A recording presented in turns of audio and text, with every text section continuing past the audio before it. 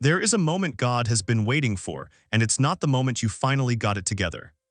You've been doing everything right, praying, reading, showing up, and somewhere between the worship songs and the quiet mornings, you stopped feeling like yourself. You look at your faith and wonder if the version of you that used to believe so easily is ever coming back. That exhaustion you're carrying, that quiet fracture running through your identity, that's not a sign that God has abandoned you. That is the sign that He's about to do something you can't do to yourself. Because here's what nobody in church is saying out loud: the transformation God describes in Scripture doesn't start with your strength. It starts with your collapse. And if you don't understand the mechanism behind that collapse, if you keep trying to spiritually recover the same self that was always meant to be left behind, you will spend years circling the same mountain, wondering why real transformation never lands. That's the invisible cost of what we're about to talk about. There is a word in the original Greek of Romans 12:2, a single word that contains the entire blueprint for how God rebuilds a broken person. Most people read right past it. Some have heard it their whole lives without ever feeling it in their bones. By the end of this video, you won't just know the word. You'll recognize the season you're in and realize it's not a setback. It's a doorway. Stay with me. The word is metamorphoo. Paul uses it in Romans 12:2. Do not be conformed to this world, but be transformed by the renewing of your mind. That word transformed is metamorphoo in Greek, metamorphoo. The same word the gospel writers used to describe what happened to Jesus on the Mount of Transfiguration, when his appearance changed and his clothes became white as light. Now think about that for a moment. Paul doesn't say improved. He doesn't say upgraded or optimized. He chose the word that describes what happens to a caterpillar. Not a caterpillar that tries harder, not one that reads more self-help scrolls in the cocoon, one that dissolves. Inside the cocoon, before the butterfly exists, the caterpillar doesn't just change shape. It breaks down almost completely into biological material. Scientists call it imaginal fluid, and then from that liquid the new form assembles itself. The butterfly doesn't emerge from a fixed caterpillar. It emerges from what the caterpillar became when it stopped being itself. That is metamorphoo. That is the word God chose to describe your spiritual transformation. So ask yourself this question honestly. Have you been trying to transform while protecting your current identity? Have you been asking God to change your circumstances, your feelings, your relationships, while keeping your old self intact? That tension you feel is real. Because metamorphoo doesn't work on people who are only willing to be edited. It works on people willing to be remade. And here is where it gets uncomfortable.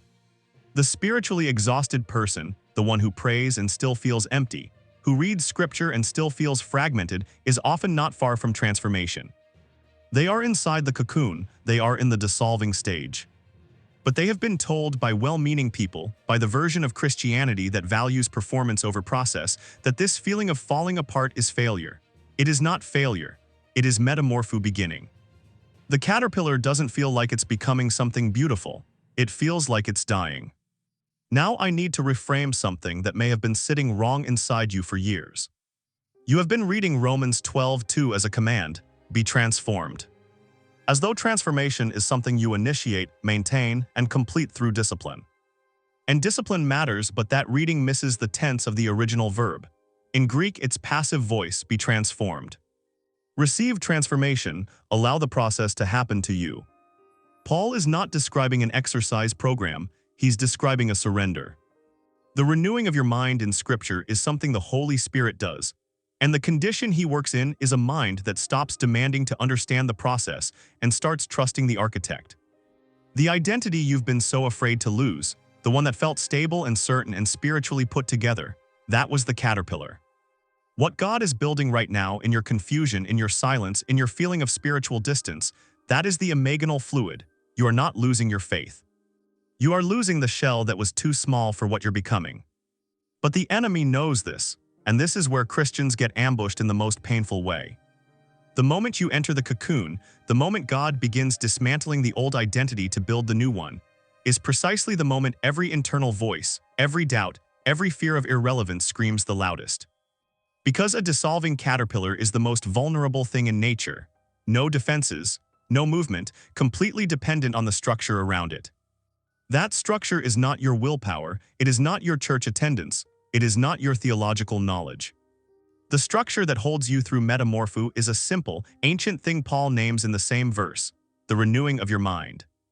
Meditating daily on who God says you are, not who your circumstances say you are. Speaking identity before you feel it. Letting the word rewrite the internal code even when your emotions haven't caught up yet. And there will be a moment, maybe you've already been there, maybe you're there right now, where it genuinely feels like nothing is left. The old self is gone, the new one hasn't shown up yet, you're in the gap. You feel formless. That moment is the most sacred in the entire process, and almost no one tells you that. David sat in that gap and wrote Psalm 22, my God, why have you forsaken me?" The same words Jesus would speak from the cross centuries later. The place of dissolution is not a place God avoids, it's a place He inhabits. Here is the truth that changes everything. You are not waiting for God to start your transformation. Your transformation is the process you're already inside of. The season you've been calling your spiritual low point, the season that felt like punishment, like distance, like loss, that is the cocoon. That is metamorphoo in motion.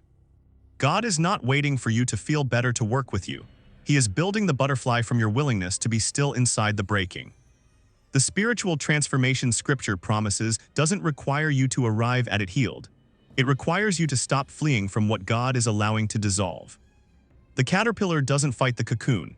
And in that absolute surrender, not passivity, but trust in the architect, what was fluid becomes wings.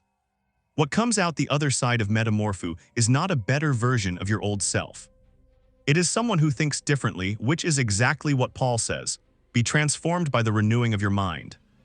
Not the renewing of your circumstances, not the renewing of your relationships, your mind, the operating system. Because when the mind is renewed, when identity is rebuilt on who God says you are rather than what you've lost, everything else begins to shift. You stop performing your faith and start living from it. You stop asking God to confirm what you've already decided and start genuinely listening. You stop measuring your spiritual growth by how you feel and start recognizing it in how you respond. This is the real spiritual transformation the Bible describes, not an event, not a 7-day program, but a living process that God never abandons mid-construction. So if you are in the dissolving stage right now, if your identity feels cracked, your faith feels quieter than it used to, and you're not sure what you're becoming yet, take this with you. You are not behind. You are inside the most productive silence in the spiritual life. God has never once stopped building a person He started. The cocoon was never the end of the story. And the next time you feel yourself coming apart, remember the word metamorphoo, not a crisis, a construction site. If this hits something real inside you, share it with someone who's in the cocoon and doesn't know it yet. And stay close, because what we're going to talk about next is how to cooperate with God during the rebuilding instead of accidentally working against it.